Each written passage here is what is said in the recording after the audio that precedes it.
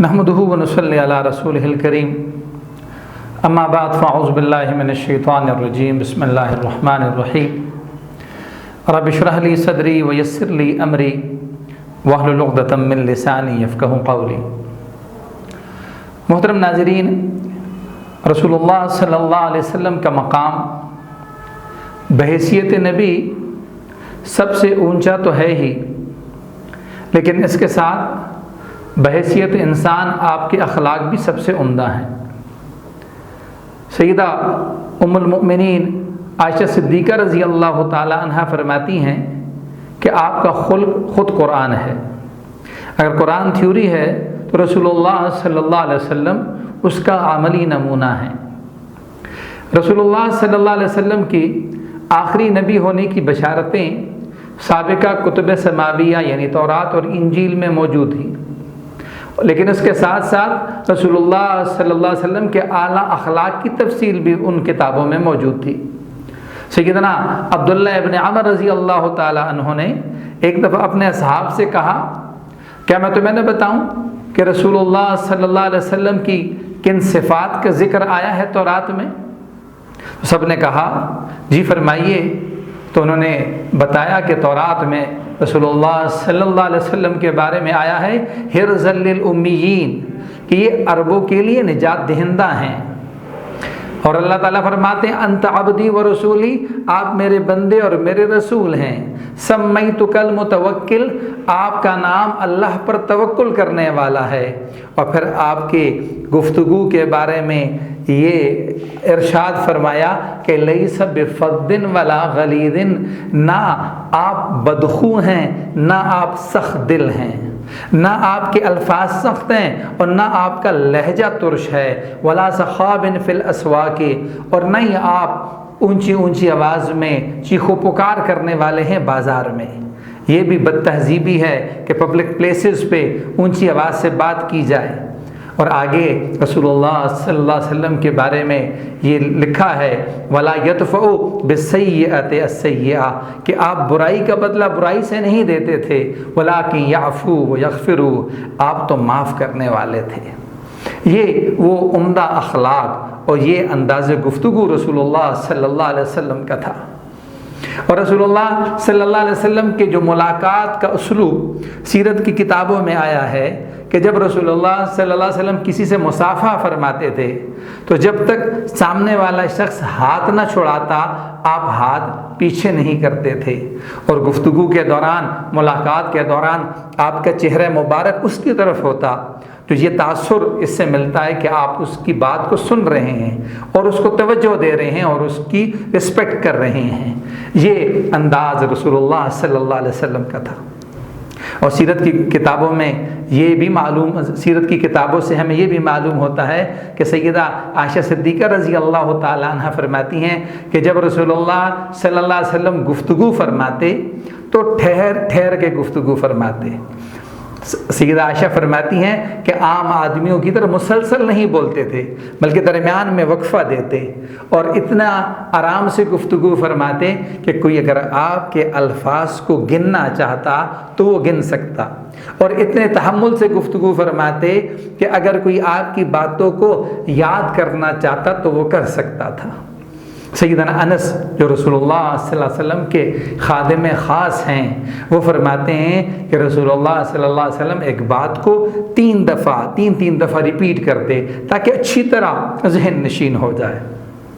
और सैयदा उम्मे माबद रज़ी अल्लाह ताला अन्हा जो अपनी मुलाकात का हाल बयान करती हैं जब वो रसूलुल्लाह सल्लल्लाहु अलैहि वसल्लम की ज़ियारत के लिए आई हैं, तो फरमाती हैं कि मैंने एक शख्स को दूर से देखा जिसका हुस्न नुमाया था, और जब मैंने दूर से देखा तो आप बारोब नज़र आए, हसीन नज़र आए, और जब करीब से देखा तो आप हसीन तर नज़र आए, और जब आप खामोश होते तो पुरवकार होते, और जब आप गुफ्तगू फरमाते तो आपका चेहरा मज़ीद पुरनूर हो जाता, बारोनक हो जाता।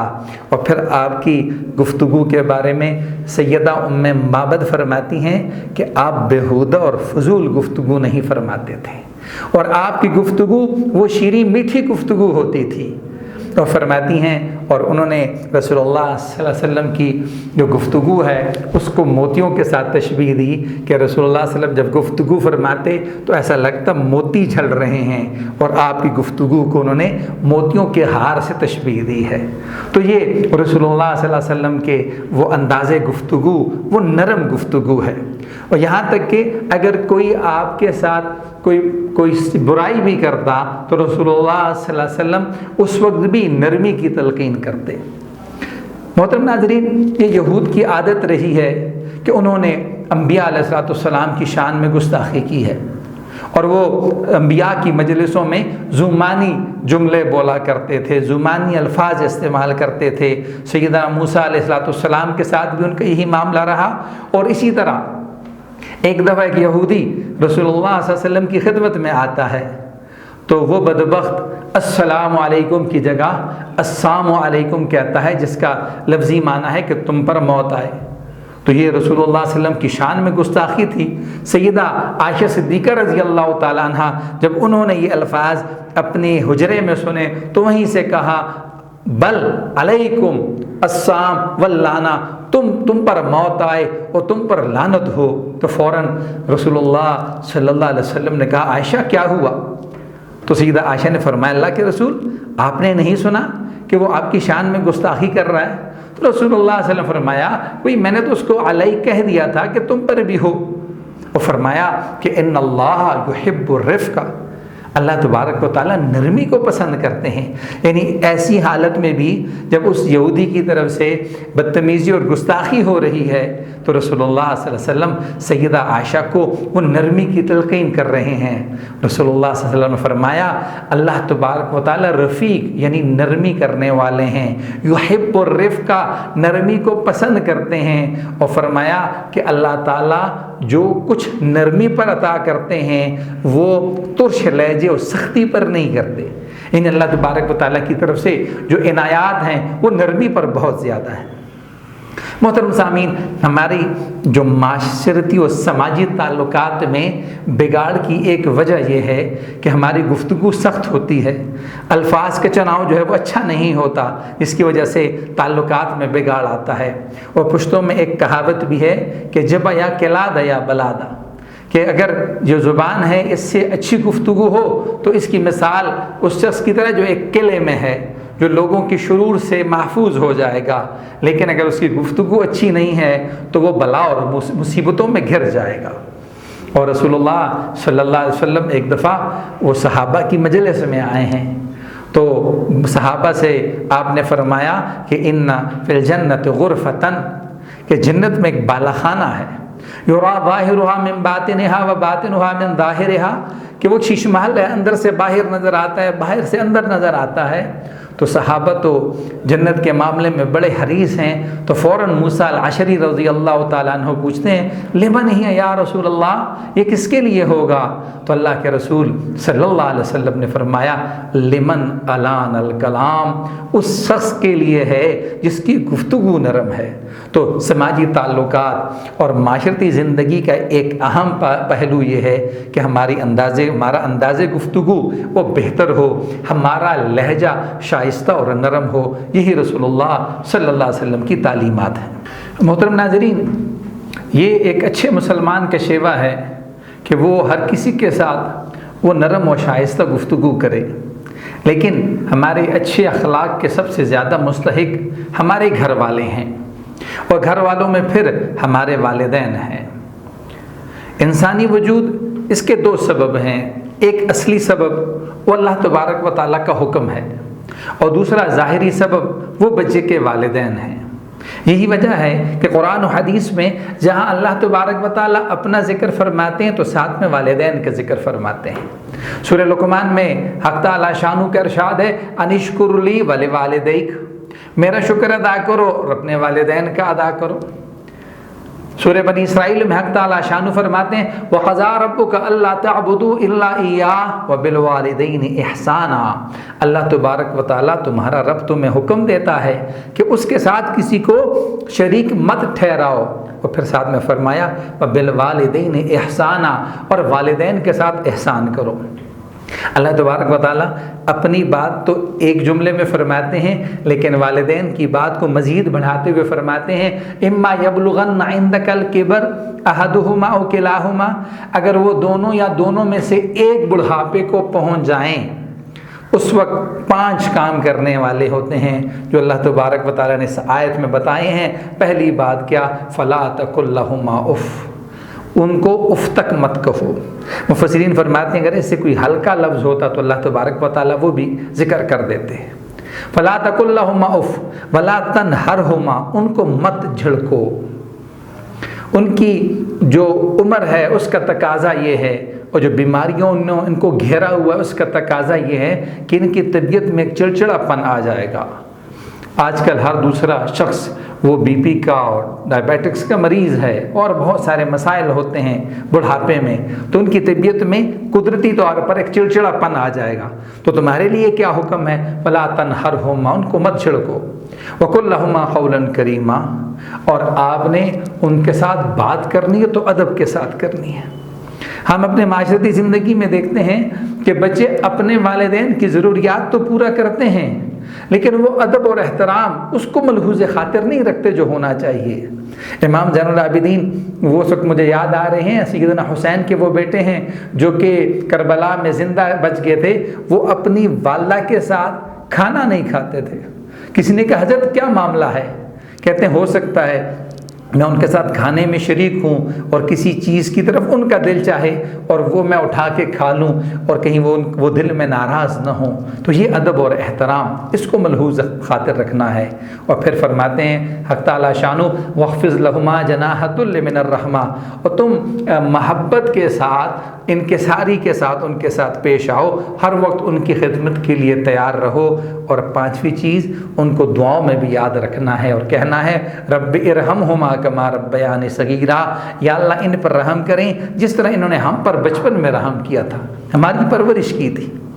اور احادیث میں بھی رسول اللہ صلی اللہ علیہ وسلم تعالیٰ شانہ کے ساتھ والدین کے حسن سلوک کا ذکر فرماتے ہیں، اور ان کی توہین اور ان کے ساتھ گستاخی کو، بے ادبی کو بڑا گناہ قرار دیتے ہیں۔ رسول اللہ صلی اللہ علیہ وسلم نے فرمایا الا انبئکم باکبر الکبائر، کیا تمہیں بڑے بڑے گناہ نہ بتاؤں؟ فرمایا الاشراک باللہ وعقوق الوالدین، اللہ کے ساتھ شریک ٹھہرانا اور والدین کی نافرمانی کرنا۔ رسول اللہ صلی اللہ علیہ وسلم کے والدین، آپ کے والد صاحب آپ کی پیدائش سے پہلے وفات پا چکے ہیں، آپ کی والدہ جب آپ کی عمر مبارک 6 برس ہے تو وہ وفات پا چکی ہیں، لیکن 2 رضائی والدہ کا ذکر آتا ہے، ایک سیدہ سویبہ کا جو کہ ابو لہب کی لونڈی ہے ان کا ذکر آتا ہے، اور ایک بی بی سعدیہ حلیمہ کا ذکر آتا ہے۔ روایت میں آتا ہے کہ سیدہ سویبہ نے تقریباً 8 دن رسول اللہ صلی اللہ علیہ وسلم کو دودھ پلایا ہے، لیکن رسول اللہ صلی اللہ علیہ وسلم نے ان کی زندگی بھر ان کے ساتھ اپنے سماجی تعلق کو قائم رکھا اور ان کی وہ خیریت دریافت کرتے تھے، یہاں تک کہ جب رسول اللہ صلی اللہ علیہ وسلم نے مکہ سے مدینہ ہجرت کر لی، اس کے باوجود وہاں مدینہ سے ان کے لیے تحائف اور اناج وغیرہ بھجواتے تھے، اور مکی دور میں سیدہ خدیجہ الکبریٰ رضی اللہ تعالی عنہا وہ بھی ان کا بہت خیال رکھتی تھیں، ان کو تحائف دیتی تھیں۔ تو محترم ناظرین، 8 دن دودھ پلایا ہے اور رسول اللہ صلی اللہ علیہ وسلم نے زندگی بھر ان کا خیال رکھا۔ ہجرت کے 7ویں سال جب غزوہ خیبر ہوا ہے، اس موقع پر رسول اللہ صلی اللہ علیہ وسلم کو اطلاع دی گئی کہ سیدہ سویبہ وفات پا چکی ہیں، تو آپ نے افسوس کا اظہار کیا۔ خیبر کے موقع پر رسول اللہ صلی اللہ علیہ وسلم کی عمر مبارک 60 برس تھی، تو 8 دن کی جس عورت نے آپ کو دودھ پلایا ہے، 60 برس آپ نے اس کا خیال رکھا ہے۔ اور جب اگلے سال خیبر کے 8 ہجری کو فتح مکہ ہوتا ہے، آپ مکہ تشریف لاتے ہیں، تو باوجود اس کے کہ آپ کو علم تھا کہ وہ وفات پا چکی ہیں اور ان کے بیٹے مسروع سے بھی آپ کا تعلق تھا، وہ بھی وفات پا چکے ہیں، پھر بھی رسول اللہ صلی اللہ علیہ وسلم پوچھتے ہیں کہ بھئی سیدہ سویبہ کا بتاؤ، ان کے بیٹے کا بتاؤ، تو پھر آپ کو بتایا جاتا ہے کہ بھئی وہ تو وفات پا چکی ہیں۔ یہ وہ سماجی تعلق اور یہ وہ اخلاق ہے۔ اسی طرح بی بی سعدیہ حلیمہ کے ہاں رسول اللہ صلی اللہ علیہ وسلم نے 5 سال سے زائد وقت گزارا ہے، لیکن زندگی بھر پھر آپ کا ان کے ساتھ تعلق رہا۔ سیدہ خدیجہ بھی تحائف دیتی تھیں جب وہ مکہ تشریف لاتی، اور جب ہجرت کے بعد حنین کے موقع پر مسلمانوں کو فتح ملی تو قبیلہ جو سیدہ سعدیہ حلیمہ کا قبیلہ ہے وہ قبیلہ گرفتار ہوتا ہے، اور ان کی بیٹی شیمہ جو رسول اللہ صلی اللہ علیہ وسلم کی رضائی بہن ہیں وہ گرفتار ہوتی ہیں۔ تو رسول اللہ صلی اللہ علیہ وسلم نے ان کے ساتھ بڑا اچھا معاملہ کیا، اور رسول اللہ صلی اللہ علیہ وسلم کے حصے میں جو قیدی اور مال غنیمت آیا تھا آپ نے اس کو ان کو معاف کر دیا، آزاد کر دیا، مال غنیمت واپس کر دیا۔ آپ کی دیکھا دیکھی صحابہ نے ہزاروں بکریاں، بھیڑ بکریاں جو مال غنیمت کے طور پر تھی اور قیدی تھے، وہ سب آپ نے بھی، صحابہ نے بھی رسول اللہ صلی اللہ علیہ وسلم کی اس تعلق کی وجہ سے جو ان کا سیدہ شیمہ کے ساتھ تھا سب کو جو ہے وہ آزاد بھی کر دیا اور ان کا مال غنیمت واپس بھی کر دیا۔ تو یہ وہ تعلق ہے جس کا ہمارے والدین وہ سب سے زیادہ وہ حقدار ہیں کہ ان کے ساتھ اچھے اخلاق کا برتاؤ کیا جائے۔ محترم ناظرین، رسول اللہ صلی اللہ علیہ وسلم پر نبوت کی ایک بڑی ذمہ داری عائد تھی جو ایک سنجیدہ موضوع تھا، لیکن اس کے باوجود رسول اللہ صلی اللہ علیہ وسلم ایک ملنسار طبیعت کے مالک تھے۔ حضرات صحابہ کرام کے ساتھ خوش طبعی بھی فرماتے تھے، ان کی دل لگی بھی فرماتے تھے۔ رسول اللہ صلی اللہ علیہ وسلم کے ایک دوست صحابی رسول سیدنا عتبان ابن مالک بھی ہیں جو قباء میں رہتے تھے، مدینہ سے 3-4 کلومیٹر کے فاصلے پر۔ ایک دفعہ رسول اللہ صلی اللہ علیہ وسلم مدینہ سے قباء تشریف لے گئے، ان کے گھر گئے، ان کے گھر کا دروازہ کھٹکھٹایا، بعض وجوہ کی بنیاد پر جواب نہیں ملا تو رسول اللہ صلی اللہ علیہ وسلم واپس مدینہ تشریف لے آئے، یعنی 3-4 کلومیٹر کا فاصلہ ایک طرف سے، 3-4 کلومیٹر کا فاصلہ دوسری طرف سے طے کر کے آپ واپس آ گئے۔ جب سیدنا عتبان ابن مالک کو معلوم ہوا تو وہ دوڑتے ہوئے آئے اور عرض کیا، اللہ کے رسول آپ تشریف لائے تھے، تو آپ نے فرمایا میرا آپ کے ساتھ ایک تعلق ہے، یعنی کہ سماجی تعلق ہے، وہ نبھانے کے لیے میں آیا تھا۔ تو یہ وہ ملنساری تھی رسول اللہ صلی اللہ علیہ وسلم کی۔ آپ صحابہ کے ساتھ خوش طبعی بھی فرماتے تھے۔ ایک دفعہ ایک بوڑھی عورت رسول اللہ صلی اللہ علیہ وسلم کی مجلس میں آتی ہے اور عرض کرتی ہے کہ اللہ کے رسول کیا میں جنت میں جاؤں گی؟ تو اللہ کے رسول صلی اللہ علیہ وسلم نے فرمایا کہ بوڑھے تو جنت میں نہیں جائیں گے۔ وہ کچھ اداس ہوئی اور مجلس سے چلی گئی تو رسول اللہ صلی اللہ علیہ وسلم نے صحابہ سے کہا کہ بھی اس کو بتاؤ کہ بوڑھے بھی تو جائیں گے لیکن جوان ہو کر جائیں گے، کوئی بوڑھا جنت میں نہیں جائے گا۔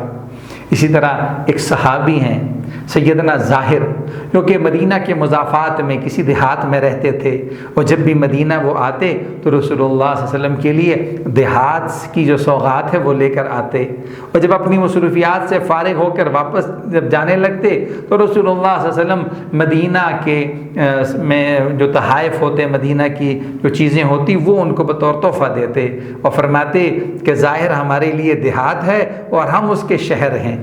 اسی طرح ایک دفعہ سیدنا ظاہر آئے ہیں اور وہ مسکین سے آدمی ہیں، وہ مدینہ کے بازار میں ہیں۔ اللہ کے رسول صلی اللہ علیہ وسلم نے جب ان کو دیکھا تو پیچھے سے تشریف لائے اور ان کو پکڑ کر اٹھایا اور کہا بھئی اس کو کون خریدے گا؟ جب سیدنا ظاہر نے دیکھا کہ اللہ کے رسول ہیں تو اپنے جسم کو انہوں نے مزید رسول اللہ صلی اللہ علیہ وسلم کے ساتھ لگا دیا۔ یہ وہ ادب و احترام اور پیار و محبت تھا جو صحابہ کرام اور رسول اللہ صلی اللہ علیہ وسلم کے درمیان تھا۔ رسول اللہ صلی اللہ علیہ وسلم کے ساتھ صحابہ بھی ادب و احترام کے رشتے کو ملحوظ رکھتے ہوئے خوش طبعی فرماتے، دل لگی کرتے۔ ایک دفعہ ایک صحابی نے بازار میں ایک نئی چیز آئی تھی، وہ رسول اللہ صلی اللہ علیہ وسلم کو تحفے میں دی، گفٹ کی، اور ایک آدھ دن بعد جب رسول اللہ صلی اللہ علیہ وسلم بازار میں تشریف لائے ہیں تو صحابی نے کہا اللہ کے رسول میں نے آپ کو ایک تحفہ دیا تھا، وہ اس دکاندار سے میں نے لیا تھا، قیمت میں نے نہیں ادا کی تھی، آپ پیمنٹ کر دیں۔ تو رسول اللہ صلی اللہ علیہ وسلم مسکرائے اور کہا یہ بڑا عجیب تحفہ ہے کہ جس کی قیمت مجھے ادا کرنی پڑ رہی ہے۔ تو صحابہ بھی ادب و احترام کے دائرے میں رہتے ہوئے رسول اللہ صلی اللہ علیہ وسلم کے ساتھ اس طرح خوش طبعی فرماتے۔ اور رسول اللہ صلی اللہ علیہ وسلم کی عادت مبارکہ تھی کہ وہ لوگوں کے مزاج کی بہت رعایت فرماتے تھے، اور آپ کا ارشاد بھی ہے خالق الناس باخلاقہم کہ لوگوں سے ان کے مزاج کے مطابق معاملہ کریں۔ آپ ازواج مطہرات کی مزاج کی بھی رعایت کرتے۔ ایک دفعہ رمضان میں جب آپ نے اعتکاف کے لیے اپنا خیمہ لگایا تو سیدہ عائشہ نے بھی عرض کیا اللہ کے رسول مجھے بھی اجازت دیں میں اعتکاف میں بیٹھ جاؤں۔ تو سیدہ عائشہ کا حجرہ وہ مسجد نبی کے ساتھ لگا ہوا ہے، آپ نے ان کو بھی اجازت دے دی کہ گھر کے ساتھ ہی ہے، تو ان کو بھی انہوں نے بھی اپنا خیمہ لگا دیا۔ اگلی صبح کو رسول اللہ صلی اللہ علیہ وسلم نے دیکھا کہ مسجد نبی میں بہت سارے خیمے لگے ہیں، تو معلوم ہوا کہ ازواج مطہرات نے بھی اعتکاف کی نیت سے وہ خیمے لگائیں۔ تو اللہ کے رسول فرماتے کہ یہ عورتیں یہ سمجھتی ہیں کہ یہ نیکی ہے، یعنی یہ بتانا مقصود ہے کہ عورتوں کے لیے تو گھر میں بیٹھنا، گھر میں اعتکاف کرنا وہ افضل ہے۔ اب رسول اللہ صلی اللہ علیہ وسلم نے ازواج سے کہا کہ آپ اپنے خیموں کو اٹھا لیں۔ جب باقی ازواج نے اٹھایا تو سیدہ عائشہ کو تو آپ نے خود اجازت مرحمت فرمائی تھی، لیکن ان سے بھی کہا کہ آپ بھی خیمہ اٹھا لیں، اور ان ازواج کی رعایت کرتے ہوئے اور سیدہ عائشہ کی کے ساتھ دل لگی کرنے کے لیے اور ان کی دلجوئی کے لیے رسول اللہ صلی اللہ علیہ وسلم نے بھی اپنا خیمہ اٹھا لیا، اور اس سال اللہ کے رسول نے اعتکاف نہیں فرمایا، اور اگلے سال پھر آپ نے 20 دن کا اعتکاف فرمایا۔ تو اتنی زیادہ رعایت رسول اللہ صلی اللہ علیہ وسلم اپنے سماجی تعلقات میں وہ لوگوں کی کیا کرتے تھے، اپنی ازواج کی کرتے تھے، اپنے دوستوں کا، صحابہ کا خیال رکھتے تھے۔ آج کے اس پرفتن دور میں یہ نمونہ، یہ اخلاق، یہ ہمارے لیے مشعل راہ ہیں۔ اگر ہم چاہتے ہیں کہ ہمارے سماجی تعلقات میں بہتری ہو، ہمارا گھر وہ پرامن ہو، وہ سکون کا گہوارہ ہو، ہمارے معاشرتی تعلقات بہتر ہوں، تو ہمیں اپنے مزاج اور اخلاق کو اس نہج پر لانا ہوگا۔ وآخر دعوانا ان الحمدللہ رب العالمین۔ اس پروگرام میں شامل ہوگا ایک تنقیدی جائزہ پاکستان کے روز بروز بدلتے سیاسی، معاشی اور معاشرتی حالات کا، ملک میں کیا ہو رہا ہے، کیسے ہو رہا ہے اور کیوں ہو رہا ہے، تجزیہ پیش کیا جائے گا پس پردہ محرکات کا۔ پاکستان کے بارے میں آپ سب کچھ جان سکیں گے ان سائٹ پاکستان میں، صرف ہزارہ ایکسپریس نیوز